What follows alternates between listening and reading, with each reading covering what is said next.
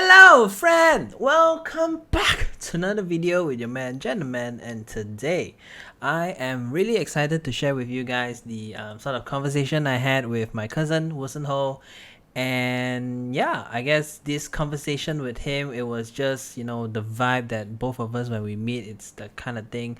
Although it's a little bit more formal this time, but when we're not recording, it generally be this kind of energy between the both of us. I mean, he's my brother from another mother. I love him very much, and we've just grew up together, and yeah, we've always been the closest one in our family. So yeah, it was just really great, just talking about him and about his life, about his career.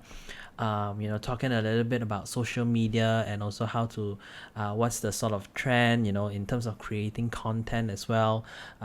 He's the creative director in KLBC, handling the social media for the church as well. And so it's a very interesting conversation with him. So I can't wait, and really excited for you guys to hear this conversation with him. And just a note, I cut my hair. It's short. In the video you're about to see, it's long. But I'm still wearing the same shirt. Yeah. I wanted to clean. After this, I'll take this off, and I'll clean my shirt. Okay, I'll clean my shirt. I'm not a dirty guy. Okay, I'm clean guy. I do my laundry every weekend, but it's just that I want to savor this shirt for when I do the intro and the outro for this this video.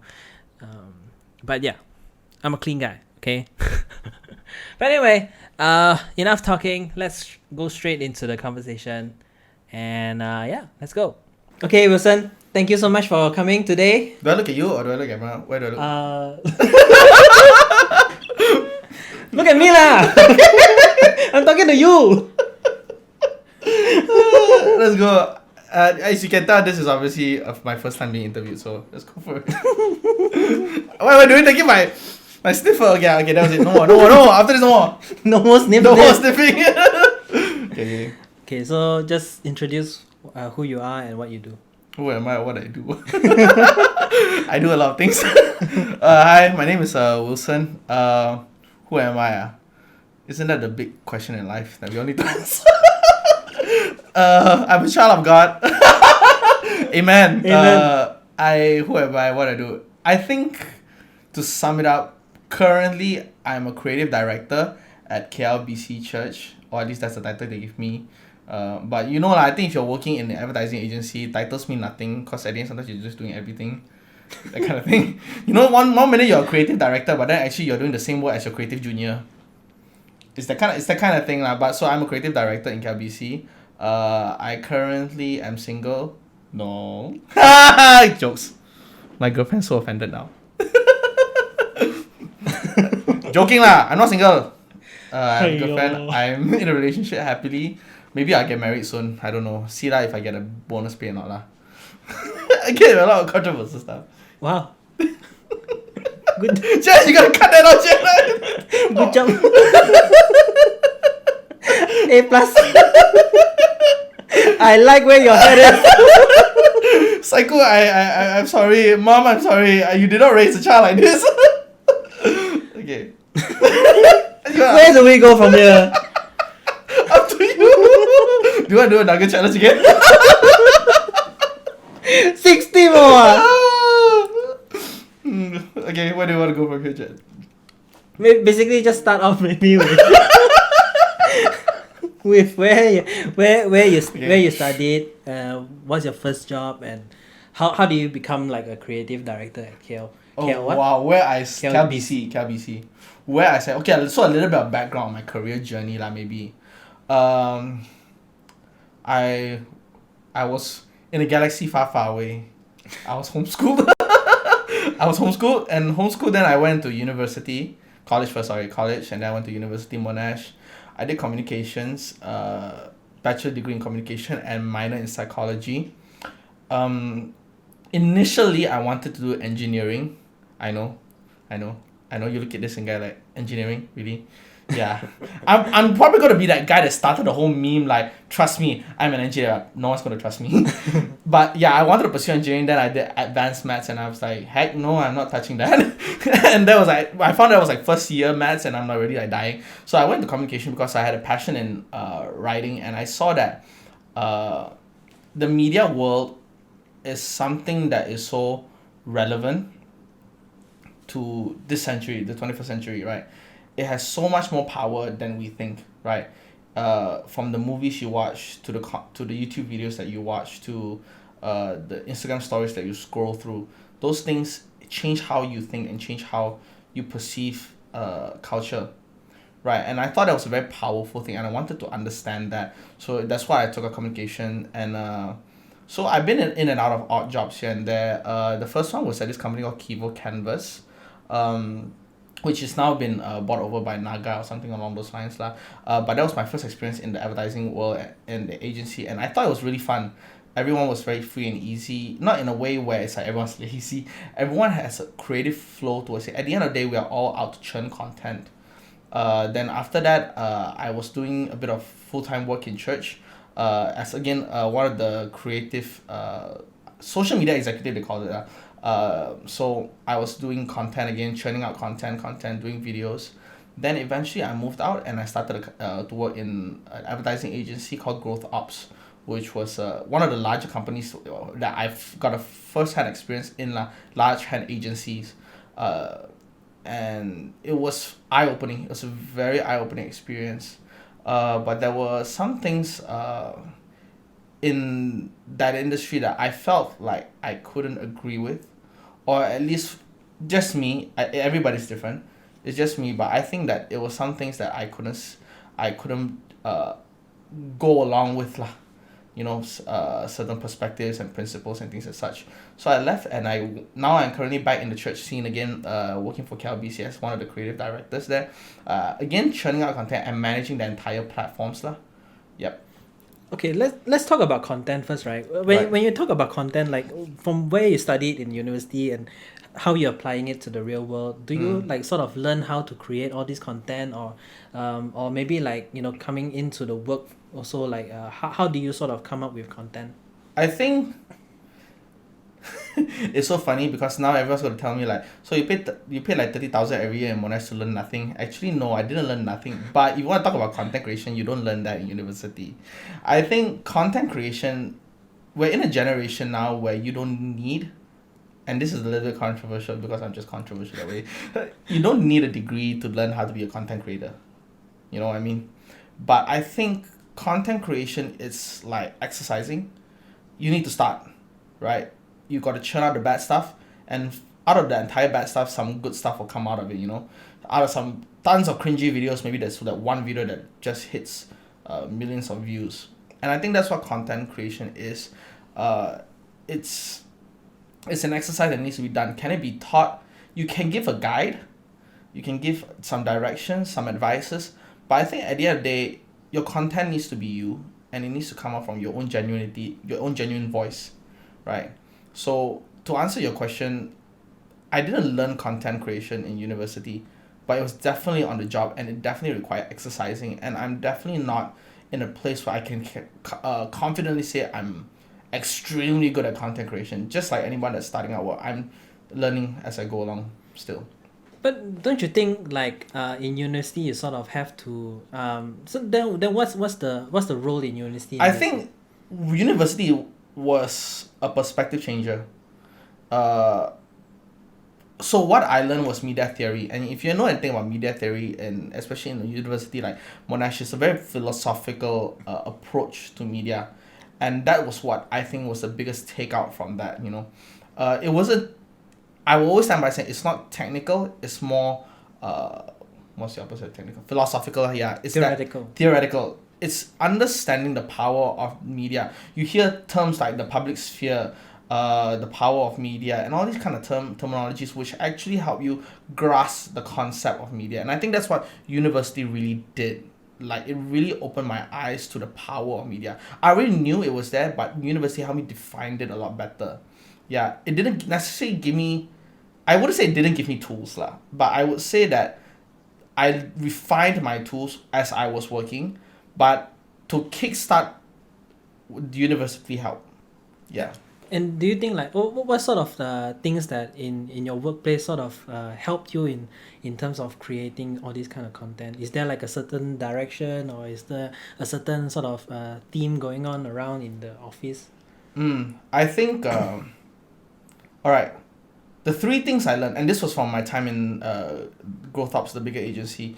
Three things I learned in help that would help with content creation. I tell this to any young person that's like starting out a YouTube channel or starting an Instagram, and they say how to market myself and things like that. I think the big three things. One, uh, inspiration can come from anywhere.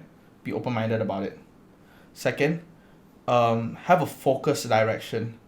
Know what is your voice and what is your sound, your creative insight, your CI, things like that, your brand identity. Very focused and clear on what you are. And it's not. I'm not saying that you can evolve and change as a content creator, but starting out, be focused, and lastly, be genuine.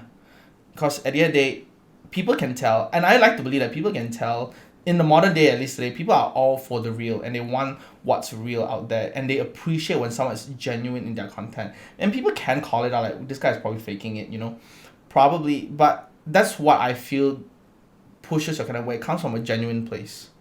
So these three things: inspiration come from anywhere, have a focused direction, and what's the last one I said again? Genuine. Yeah. So in terms of this, how do you sort of applying it with KLBC, and in terms of like being a creative director? Also, I think you have a team of your own as well, right? Or how does I it guess work? you can call it a team lah. I have a creative person. Cause again, it's a church. Church organizations are not as highly employed. We don't have like tens of creative people. We don't have tens of writers. We don't have a lot of social media. It's like I pretty much do anything and everything. If they need an editor, I can edit. If they need a writer, I'll write. If they need a creator, I'll do what I can. But we have a creative person that helps solve some of that takes on some of the load of that, like especially extensive creative work and design. Uh, Again, actually, I applied the exact same three concepts into my church content creation also. Of course, when it comes to church, you there's a lot more to it. You need to ask. I'm going so far to even say that you need to ask God what is He trying to say through the church, in a certain season. What is He trying to say through the people? And sometimes it's right, sometimes it's wrong. But we always discern what God is saying first. At least this is my direction when I go into church. And it ties into all three things that I said, that first off, inspiration can come from anywhere. Don't be close-minded about it. I mean, we Christians, we believe that our God is a God of creation and He created everything. So inspiration can come from anywhere, and we have to be open-minded about it, right? Secondly, be focused. So the first thing I did when I joined the KLBC church was I proposed to them a brand direction, like I said, a focus direction, from their CI to their color scheme to their content direction to their goals and their vision. So I made sure every content was driven to those things. And then lastly, be genuine. I don't want to put out content for the sake of putting out content. That's why I told the pastor of the church even, and I said, we don't just put out content for the sake of putting out content. We need to put content that impacts, that has a purpose, right? That is genuinely from what we feel God is saying. And I think that's one of the more powerful content, unless better than just coming out content for the sake of content. Of course, in the commercial world, that's not always the case, right? I mean, you yourself also work in commercial for a while. It's not always the case. Sometimes the end goal is to push a product, right? But the best push, right, when it comes from a place of genuine, when a product is genuinely good, and you talk about the genuine effects of the product that is good, that's when it really sells, right? Rather than scheming and lying away about a product. Right. So I think genuine is sort of quite important as well. But and in terms of like the Christian life, and how does it go hand in hand with your work as well? And how if someone who is not part of the sort of Christian life and coming into handling sort of maybe a Christian like KLBC and stuff like that, is that necessary in terms of like skill sets, or in terms of like your sort of relationship with God, and how does that like correlate with? So you're saying if a non-Christian like came into this where I'm in right now, how would they go about it? Maybe even,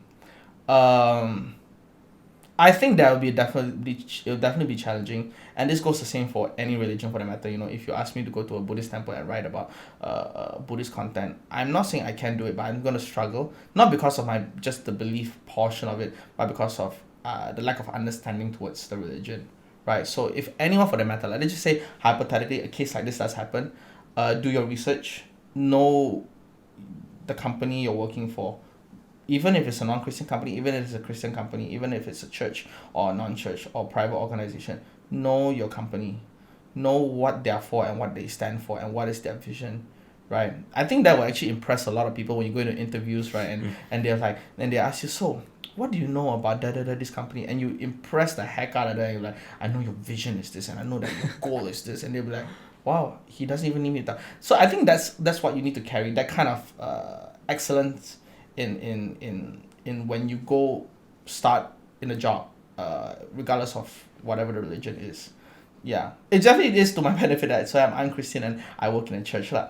But for anyone out there for that matter, I think do your research firsthand before you go into a job.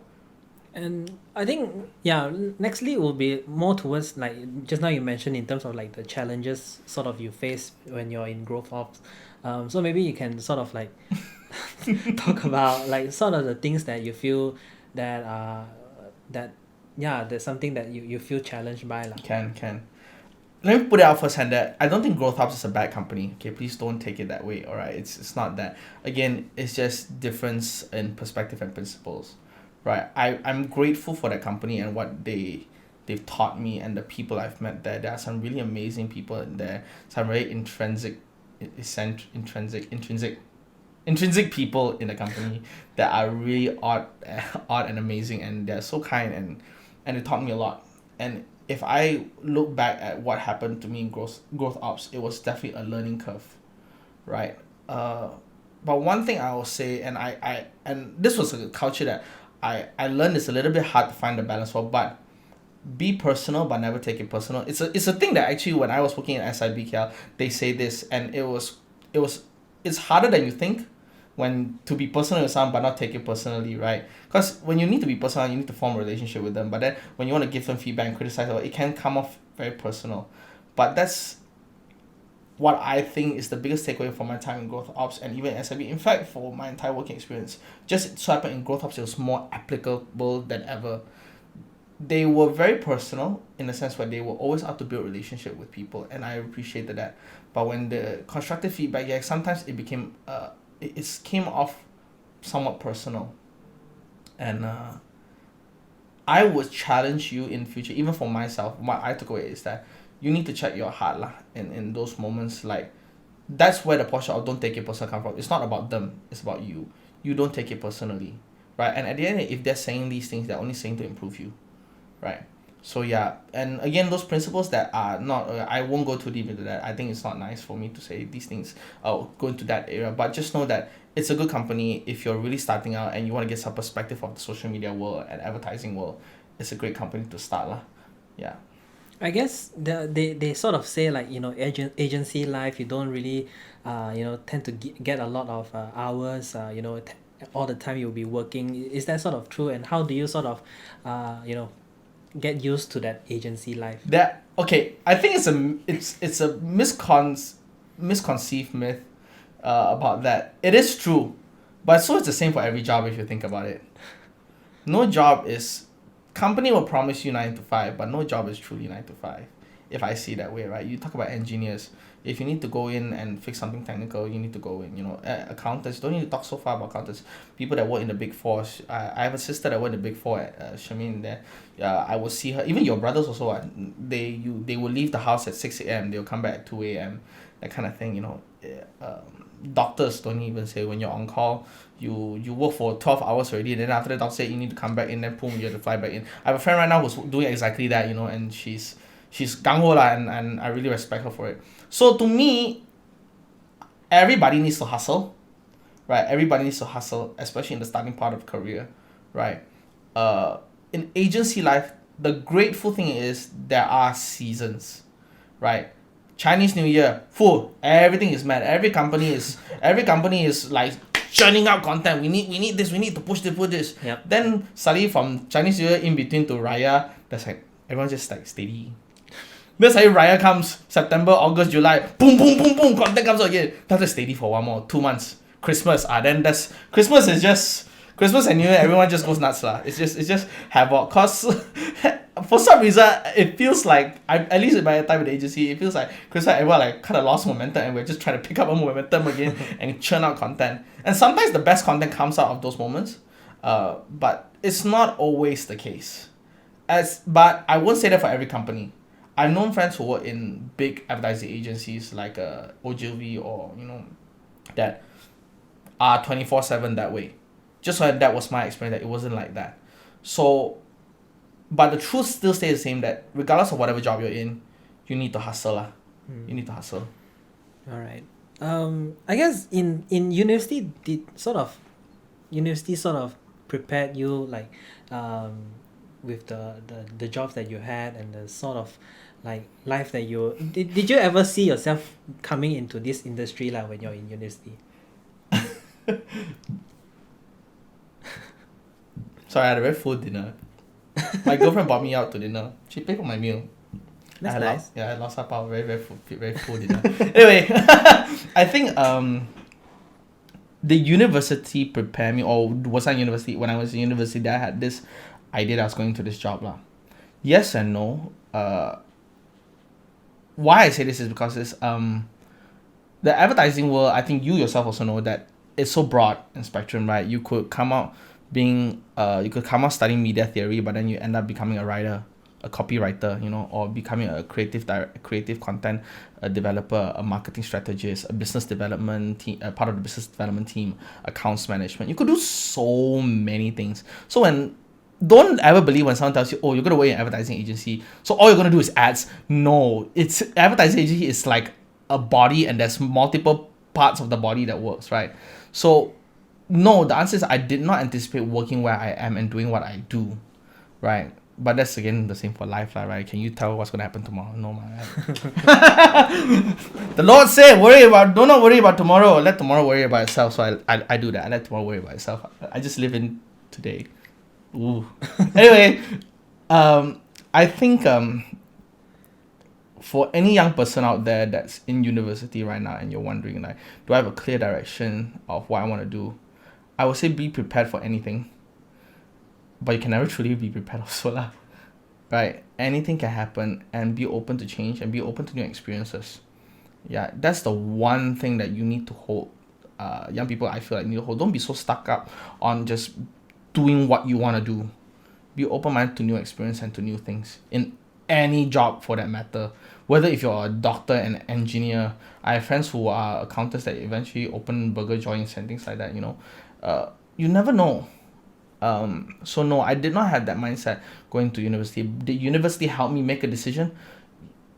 Not really. Why? Because university, to me, at least my experience in university, didn't teach me about the career world. It taught me about an industry. It taught me it taught me about the concept of the industry, but not necessarily the direction of where I need to kickstart my career in the industry. Yeah. And how do you sort of choose the jobs that you want to go into? Sort By of like faith. there's so many like like you said body, and then there's so many different jobs that you can go into. Like what are the sort of things that make you decide on? Okay.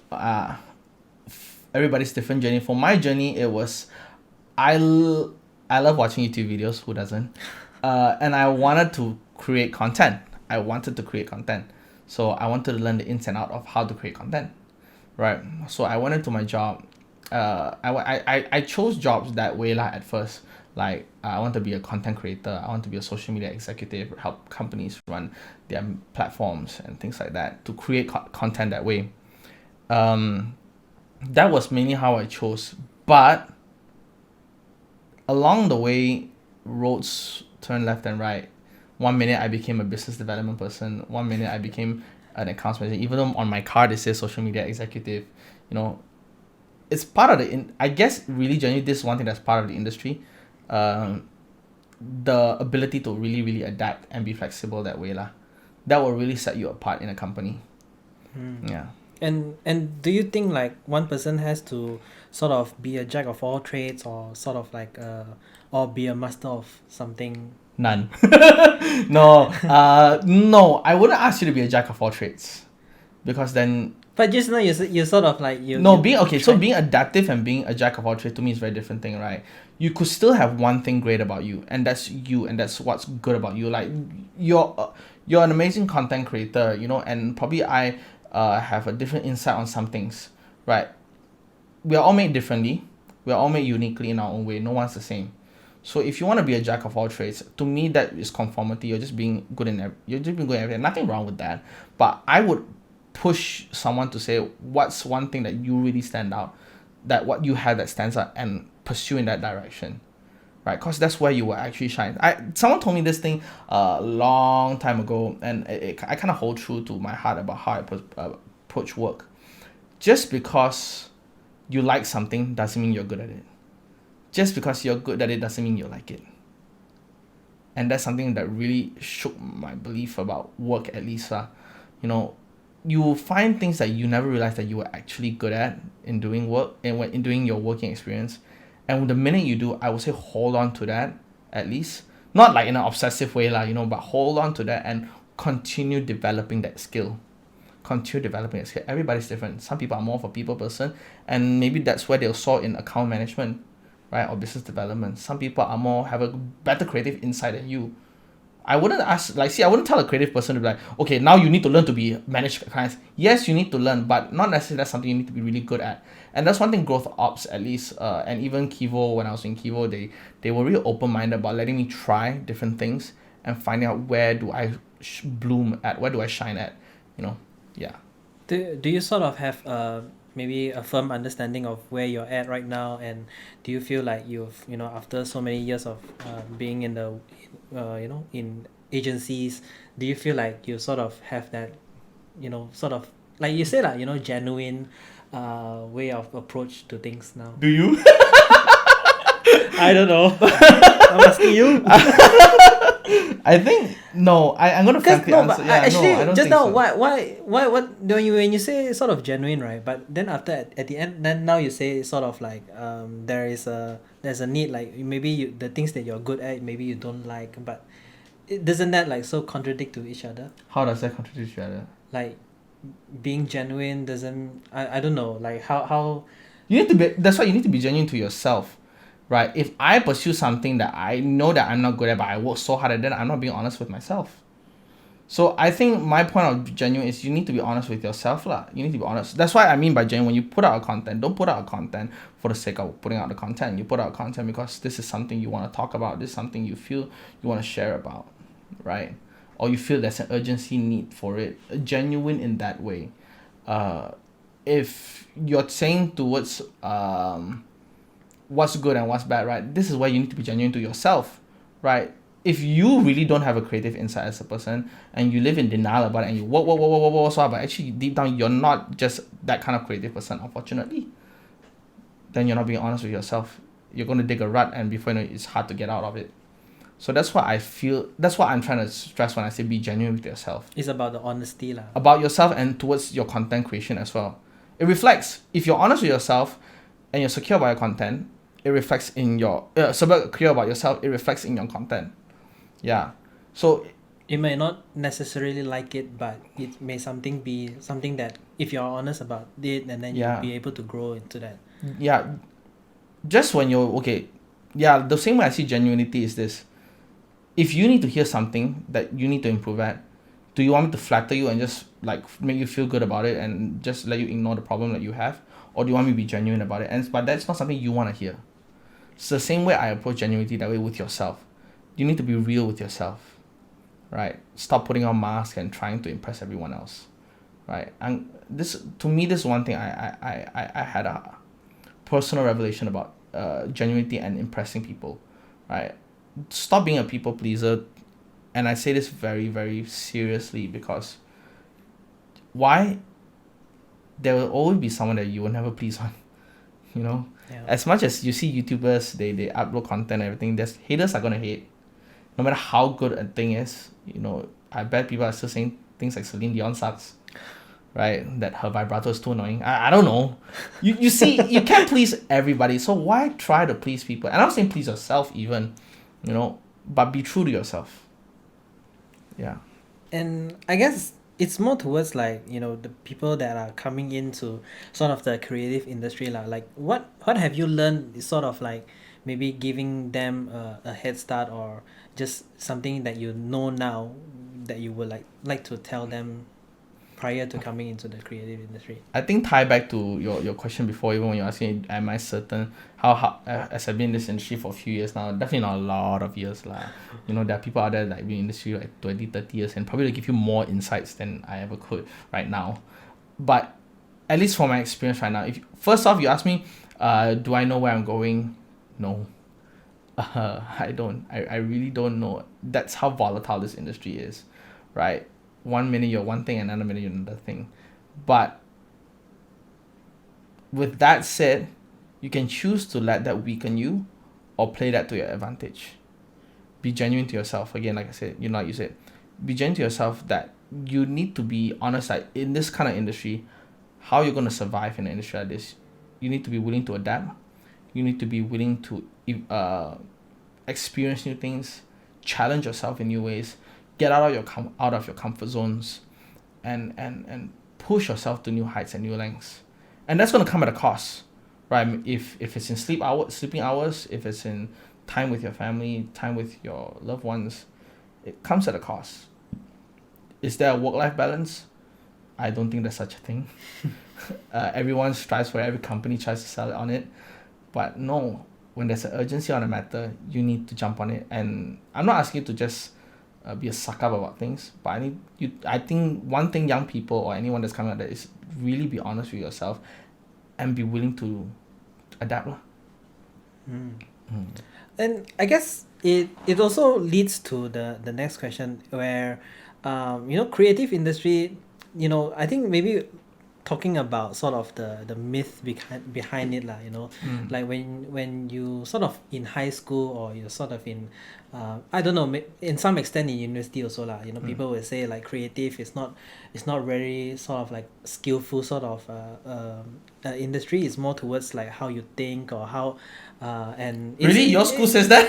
I don't know, because there is always like this stigma that you Okay. have to be in the science stream to Right. be to have like biology, physics, maths and whatnot. Yes. Whereas as compared to like the art stream people, where you have the accountants and the It's so funny, right? Because despite of whatever stream you in, okay, But I don't know, in Malaysia, in Malaysia we have that lah. I don't know about any other country, like. I mainly it's on Malaysia lah. Yeah, but yeah. I'm just trying to say, because I think from the like sort of the conversation having with you, it's like there is a lot of like the self growth, or the need for like an understanding of your own self first before you come into like a creative industry. It's more focused on the personal than the skills. Okay. So I'm just wanting to ask, like, what are your thoughts lah about that whole stigma between the science stream or the art stream kind of thing? When you have friends in so many different industries, right? Like, I'm sure you have friends that are in accounting, you have friends that are doctors, you have friends that are dentists, you have friends that are engineers, and I still stand by that. Everyone's got to hustle. So is science stream better than art stream back in high school? It's so funny if you think back about it, right? It's like a thing that a lot of people put pressure on themselves to get into, and I think it's a whole bigger system to the whole thing lah. I'm not saying it's a messed up system or anything, but I think it's a system that we Malaysian kids has been put into, to think like you need to be in a science stream to get into a good university, right? You need to be in a science stream to mix yourself with good students. Because the fact of the matter is, if you were in science stream classes, right? I think you were in science stream, right? Yeah. I was also in science stream. Look where we are now. Yeah. See, it's so funny because one thing true I would say about science stream, and this is not this is my observation of my time at university and university school, and even yourself, right? Science stream kids are there because they have good grades, and you can call that to be a good influence or not. That's up to you. That's how you want to perceive it, right?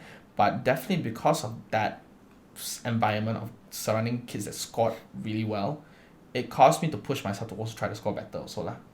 Right? When you were in art stream, they say were kids that didn't score as well, right? I mean, was it PMR? Honestly, last time it was called PMR. Now it's called what? BD3. I don't know. The PMR. The youngins. So after PMR, then that's when you determine go to science or arts, right?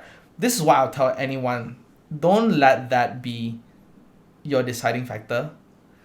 Life is so much more than just high school, and parents are gonna hate me for saying this probably, but really, your grades. You need grades. You need good grades. Please study hard and do the best with your grades. Don't be like me and Jen that we just probably barely pass and like get a few A's and just like okay, we're good. You know? Just pass. No, don't do that. Do your best. Do your best, really. If I could go back to high school right now, I would study a lot harder and I would have done better, and probably made a lot more better decisions in my life. Study hard, do your best, but it's not the end of the road if you fail.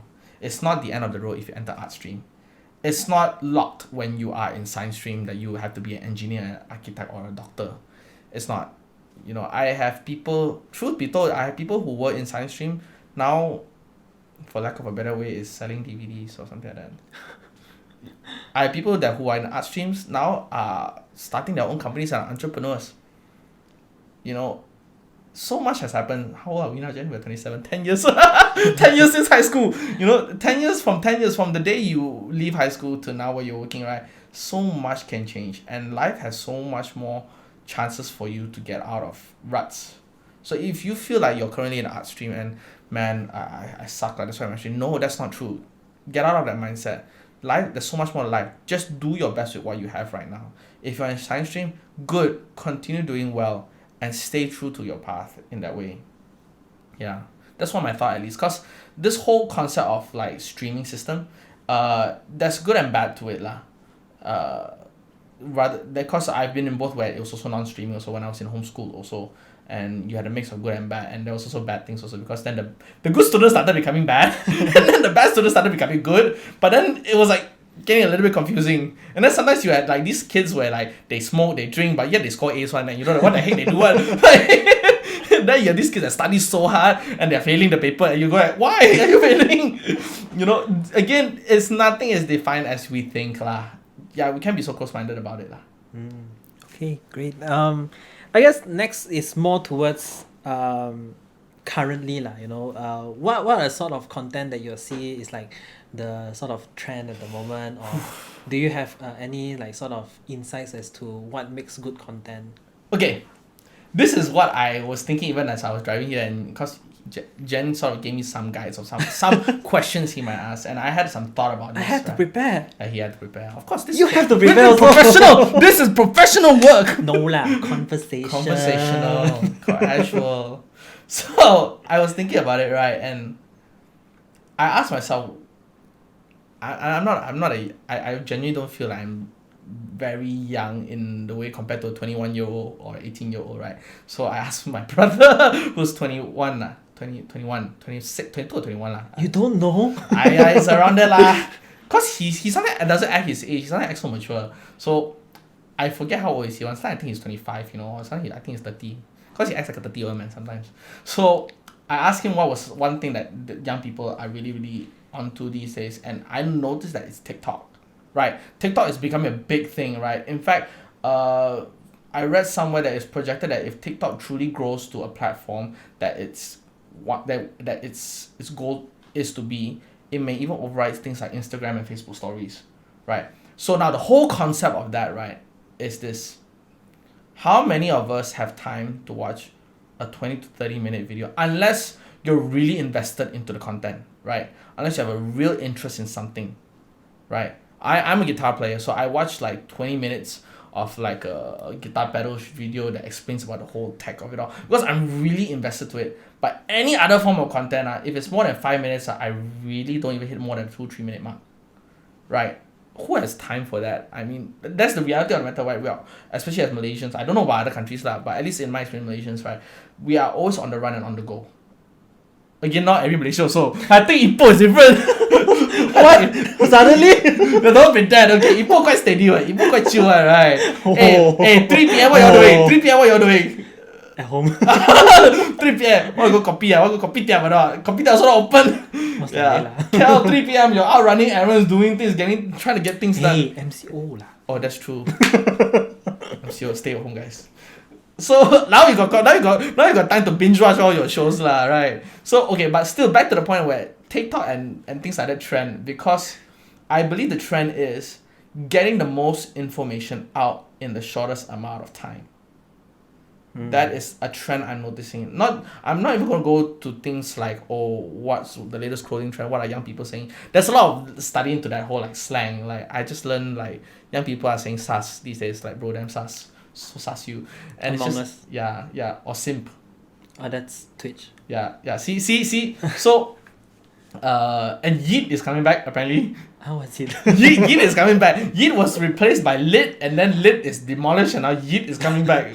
So you can go into all these kind of things about the lingo of the trend. But I think if you want to talk about the content trend, the way platforms are developing around and how people are putting out content, is that the shortest amount of time.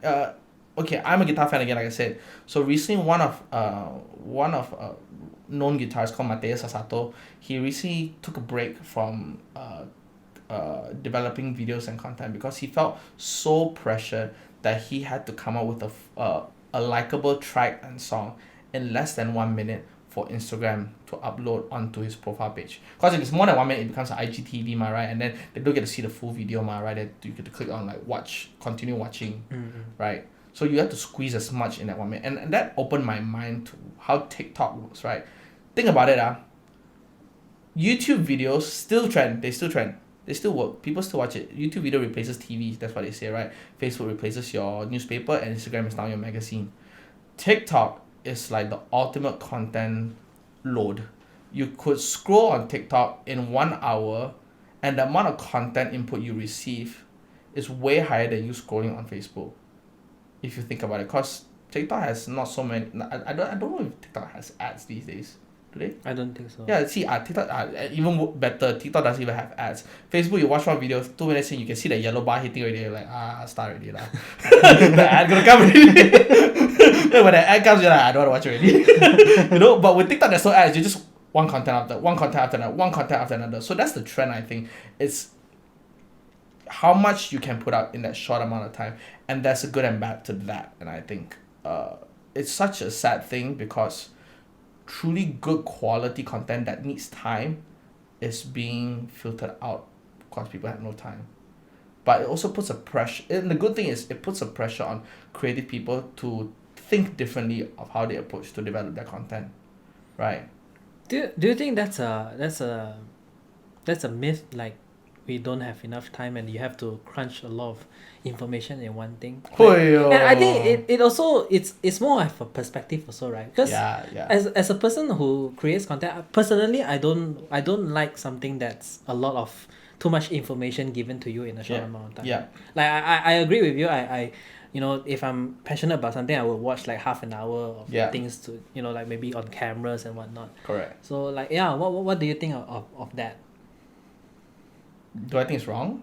Like just not it's more towards your perspective lah.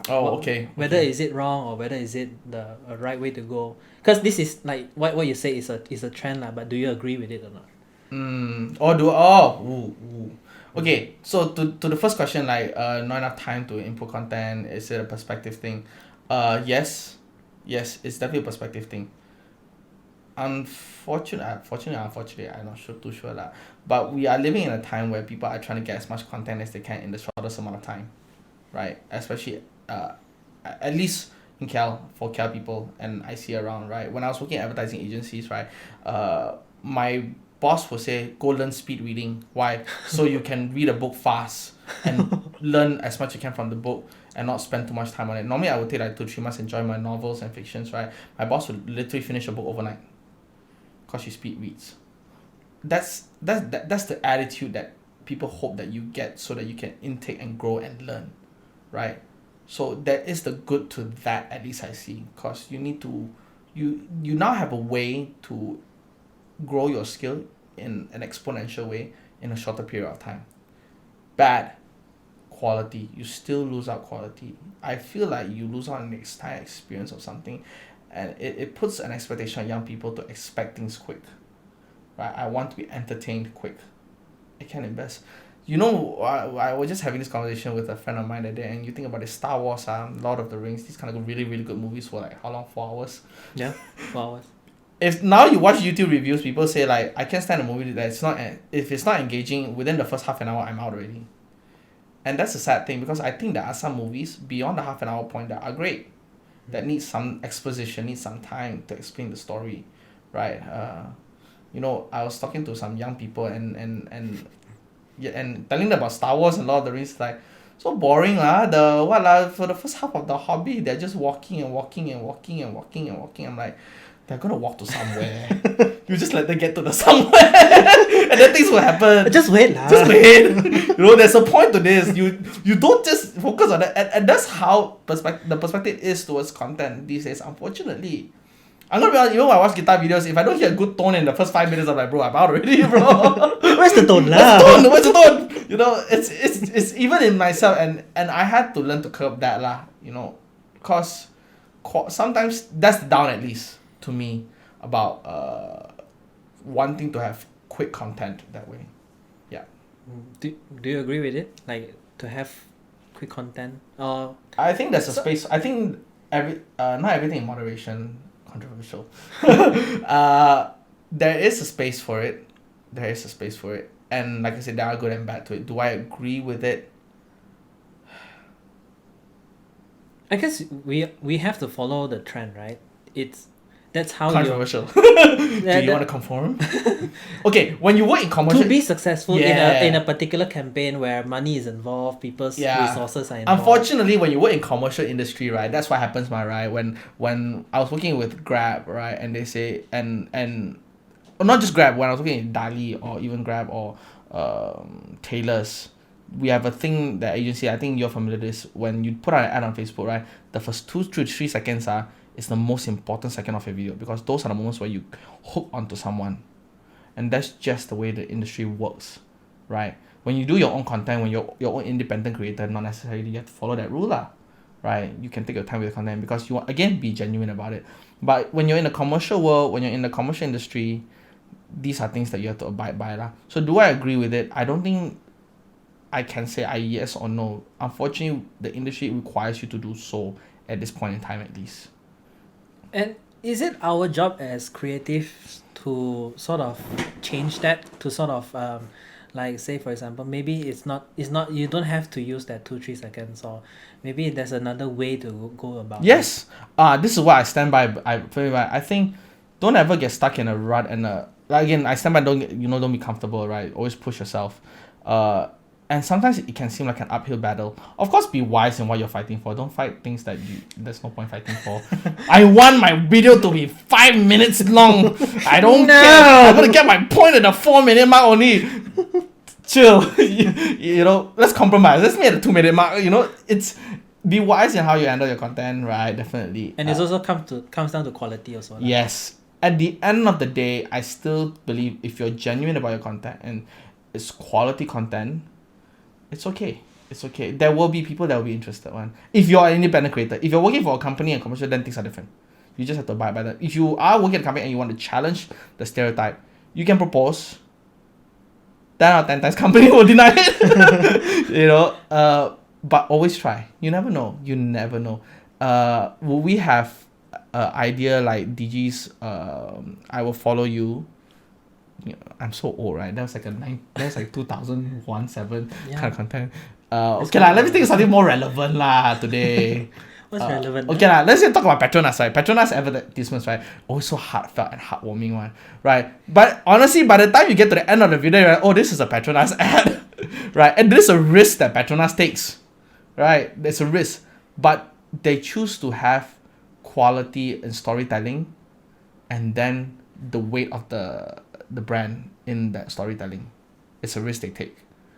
If everyone thought like that, like, oh, we need to just get a quick snappy video, Petronas promo, anybody can do, but someone chooses to do something different, and it became something different, and they won awards for it. So keep trying. You won't always get a yes, but when you do, who knows? But it also comes down to budgeting also, right? Because this like you say, Petronas has a lot of bigger budgets to do these sort of things. You would know, wouldn't you? Yeah. Yeah. He worked at the Petronas ad for once. Yeah. Yeah, but I guess it's not always about budget lah. I feel it's more towards how, yeah. I guess budget is a limitation that is beneficial to have creativity. Yeah, also, yeah. right? More money, with more money you can do a lot more, right? But doesn't mean you will do it right. Right? Correct. Look at Transformers. Every one of them, every four of them. You come out, I come out every Transformers movie knowing that it's a big budget movie that they spend millions of dollars on, but I come out not even remembering what was the movie about. Right. But then you see like indie movies, right? Some really, really crazy indie movies, like I think like movies like Her. They don't even need the high of a budget of a film, but it creates such great storytelling. Right. So budget is definitely important, but I would, and I think who was it that told me that? I think it was I think a Casey Neistat, some kind of, it was a YouTuber that was saying this. You limit yourself with what you limit yourself with what you think you have lah, right? Casey Neistat, if you don't know, Casey Neistat is a famous YouTube vlogger, right? He started off doing video short films using just a VCR camera, and look where he is now. He used the tools that he had on hand to what he could, at least. And there's a whole topic about that where you can talk about then when you do get money, how do you invest, how do you grow your content, how do you improve, and all that happens. But don't let money stop you from trying new things, right? That's what I really hope that anyone catches out of this. With budget, of course, you can do more, right? But don't just let budget limitations stop you from trying to get content out. Even in commercial also. The one thing my boss told me is they only have this much money to run the content. So Wilson, what can we do? Then I said, so little money, how to do? Then my boss told me lah, she's like, if everybody thinks like you, then don't need get content out already lor. True. She's right. With what I have, do what the best I can. And we turned from a budget that was just meant for a physical one-time poster into a into a Facebook Play experience, which was probably around the same amount or even cheaper. You know, because we got our own in-house designers and things like that. You plan your money around, you manage your budget around wisely, and you never know, you can even get a better content than you initially planned for. Right. And yeah, so I guess TikTok is the way to go right now. And I hope not. And do you have a TikTok account? I had, and I realized how unproductive I became because of TikTok. But TikTok is not like a place where you get your news and your... No. It's more towards like, people dancing and whatnot, right? But it's a trend, right? Like you want to talk about... See, that's why I can tell you, if you ask me like what's the trend now, so many things that are trending in that sense. What's the bangs thing one? Like people do that Instagram filter one, the shing, then you can do the bangs one. I think that's an Instagram filter. It's the Instagram filter. See, that's the trend, right? Now young kids like to do the dancing to a song one, that kind of thing. Then do a clothes transformation or that kind of thing, right? Those are trends. So trends to me come and go. So they're not that important in that sense. But I think you need to understand the platform trends. Like what are platforms doing? Why do you think Facebook adapted Facebook stories? That's a trend that I think you should need to jump on. Why are streaming channels now like Disney Plus, Amazon Prime Videos, Netflix are coming up more and more? That's a trend because people aren't actually subscribing to cable TV anymore, right? They're going for paid video streaming platforms. So these are things that I think that if you're a content creator and you're a marketer, these are things that you should focus on. Not just what's the new dance move. I'm still hip and nay-naying, like what's that? What are the what are this one people just go? Watch me whip, watch me nay nay. Is it? I know. Then there's the so there was even that grave, I think. Oh, Jiggy with it. Those are trends, and sometimes are ridiculous. So don't necessarily just follow trends. They're entertaining and they're fun, and you can get ideas out of it. But those are things that you should just focus. Aren't the only things that you should focus on, lah. Yeah.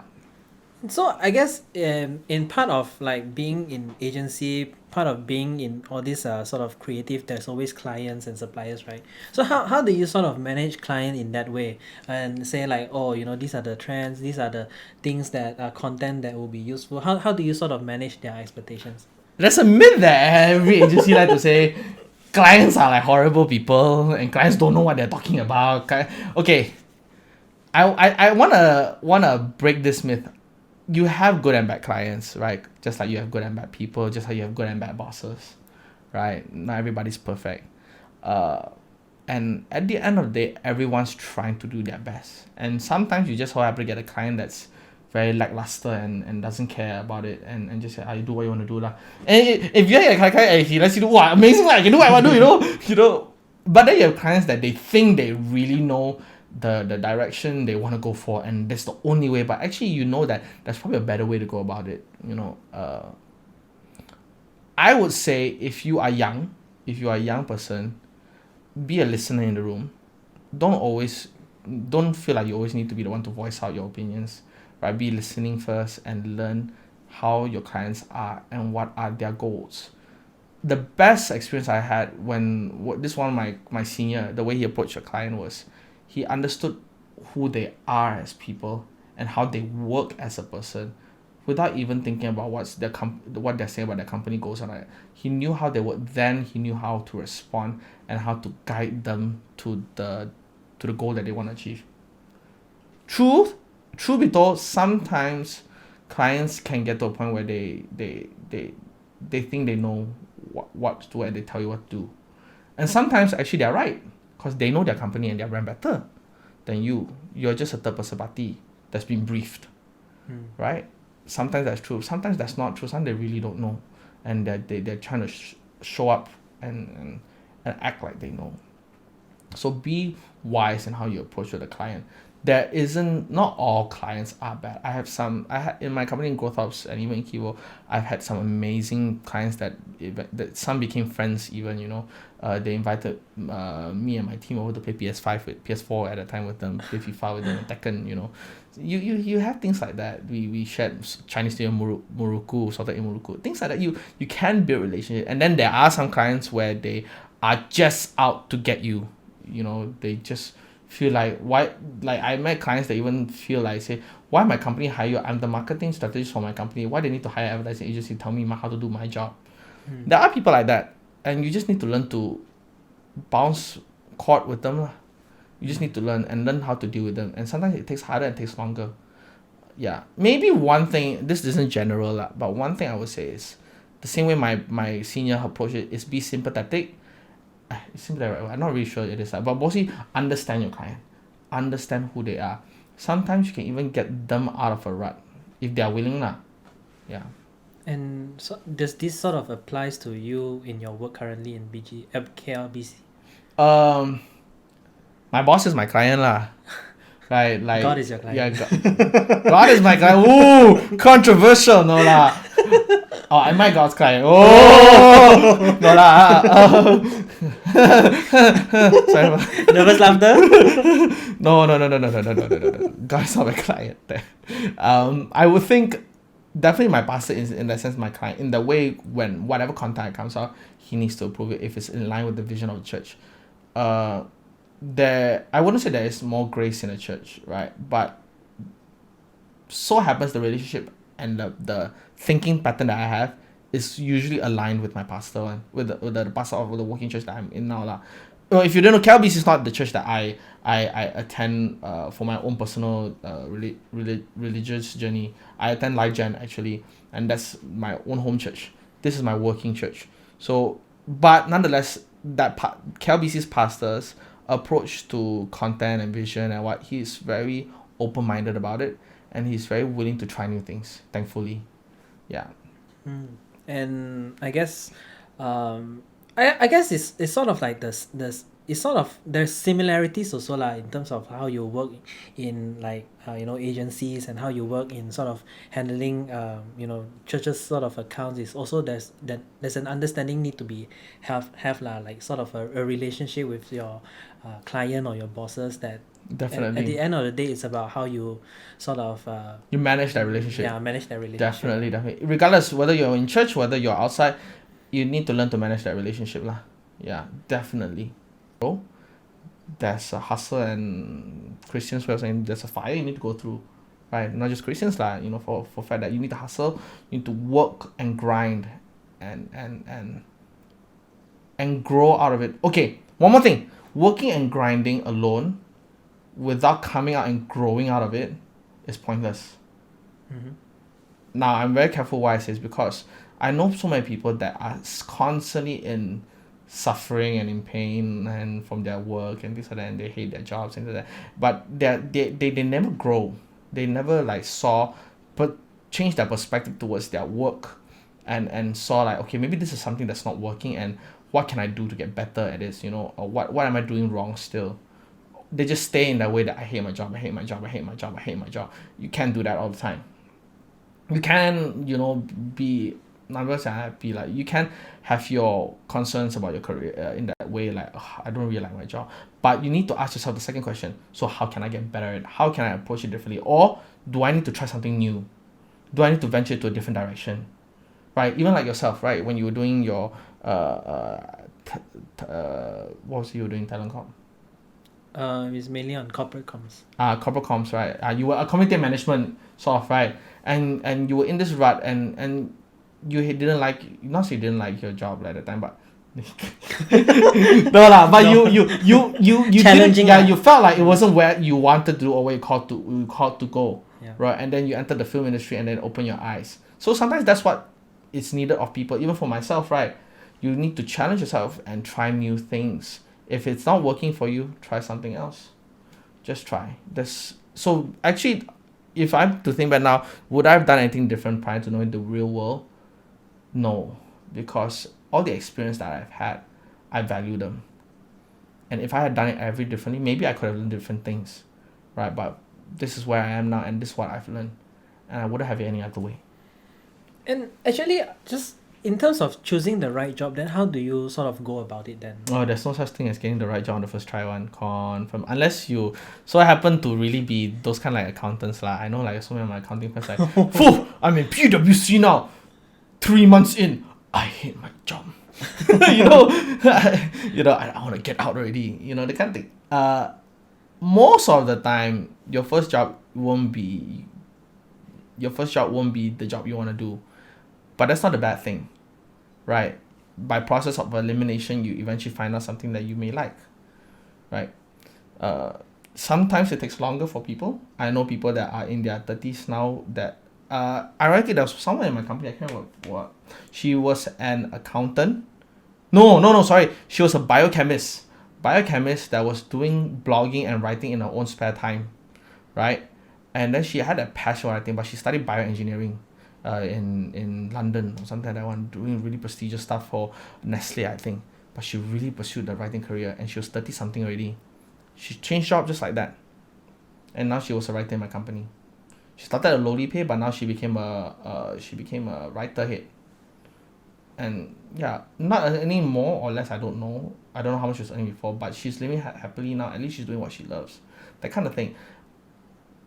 One thing my pastor says is this, and I stand by it, is that at the end of the day, a job is a job. A job is still a job. Go where God calls you, at least for me, or where you feel you're called to. Yeah. So with that said, I can't tell you like, okay, you did engineering, so you need to get into this company, you can do that. I will tell you to go where you feel you are being called to, where you think that is somewhere you can grow in. Another way my friend approaches it, one of my friend who studied actual science, he chooses a company that contains good culture, regardless of the pay and experience.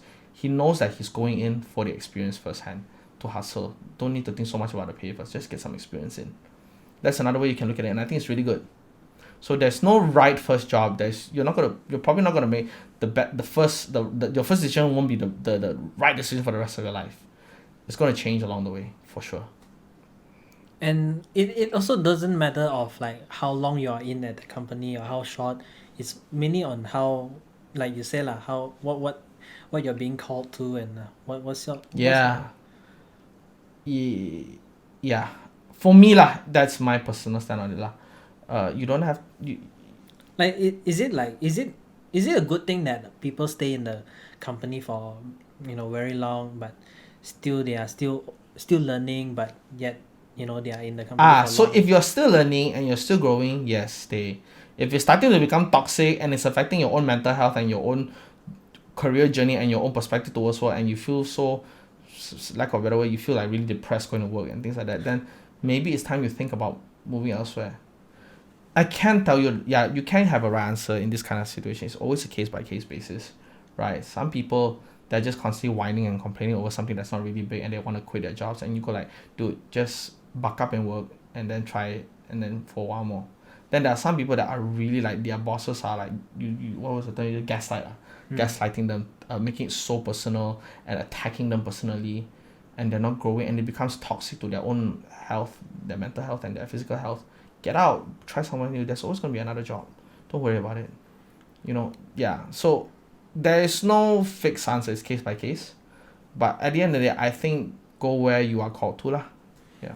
And I guess one thing is that that are not really addressed most of the time is mental health lah. I feel Oof. like I feel that there is a lot of pressure these days, and not just pressure but also maybe MCO, and there is a not many avenues for people to maybe get out there to have sort of build on relationships, or to sort of be like like they feel very gung-ho about their job and whatnot. But I think it also comes down to mental health as well lah. Like, so how for you yourself, do you have any sort of like challenges in terms of that, and how do you sort of address it? I think everybody goes through it. And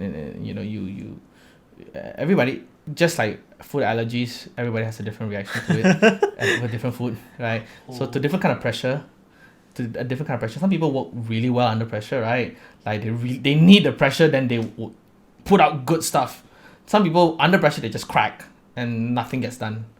So everybody's different. Everybody reacts to it differently. I think the one solution for me, even myself, I'm the type of person that I'm too fickle lah. I don't know lah. I'm so papai one lah. You can put pressure on me, but you can't put too much pressure on me. You put enough amount of pressure on me, I can do the good work. You put too much pressure on me, I don't do it. I just get out. So yeah, I'm learning to take on more and more pressure, things like that, definitely. One solution, at least, in my experience also, even in my church and things like that, the community you surround yourself with is very important. The relationships you build with is very, very important. I know that I'm Christian, so God is my support system, right? I know that for if anything happens, God is the one foundation I can always go back to, right? God's love for me. For people that are not, I think that your community and your surrounding people, those are important. Choose people that don't just flatter you and say good things to you. Choose people that are honest with you, that are genuine with you, that will try to call out the gold out of you, call out the best in you. And that would definitely help anyone that's going through mental issues. If you're ever going through a mental issue, speak to someone about it. Really, really approach someone that you trust that can speak some life into you. Yeah. And that's one way I think, especially out there in the working world, where it's getting tougher. I'm not saying it's getting easier, and I don't even want to go the whole thing about the whole like baby boomers and who work harder and the kind of thing. I don't want to go to that. I just know that for a fact that people in this generation are working a lot harder because cost of living is getting higher, expectations are getting higher. You want to own a car now, everybody wants to own a car now, but no one's pay is getting higher. Everybody wants to own a house, but no one's pay is getting higher. In fact, now they're getting pay cuts, right? It's getting tougher and tougher, and there's a lot of people that struggle with it. And I empathize with that, and I want to say that if you feel like you're going through it, talk to someone about it. Talk to someone that you trust and will know that can speak life into your area. Yeah. That's why even I tell my friends when I know they're going through it, the one thing that they can do is talk to someone about it at least. You're not on this journey alone. You really aren't. There are people out there that genuinely care, I feel. On that note, we end the conversation with Wilson Ho. Thank you. Thanks for having me. No problem. And that's it. Thank you so much, Wilson, for coming over. Thank you, Jia Hui, for also coming and experiencing the cold in my room. I know it's very cold. But yeah, thank you so much, Wilson, for just being a good sport and just coming over all the way from Kota Kemuning and just doing this interview conversation with me, and just talking. The hour that we did this, it went by so fast, just talking, and every single day just talking to you, it was it's a blessing lah. So just thank you so much. for doing this. And yeah, next week, I've already done another interview with another friend. So I'm gonna release that the next week. Just do stay in for that. And yeah, I guess that's next week is the last one for the interviews that I'll be doing, and then next month it will be just something else that I'll be. I still haven't thought of it lah, but I'm gonna get there. But yeah, I mean, if you all have any ideas of what sort of content you would like to see, what sort of things that you want me to do, I'm all ears, I'm all eyes, I'm all ears. But yeah, I mean, there's still next week, so I'll sort of address next week when I have an idea of what I'm gonna do next month. But anyway, thank you so much for tuning in. Do like and subscribe and comment in the video if you find this conversation interesting. And yeah, till then, I'll see you guys in the next one. Bye bye.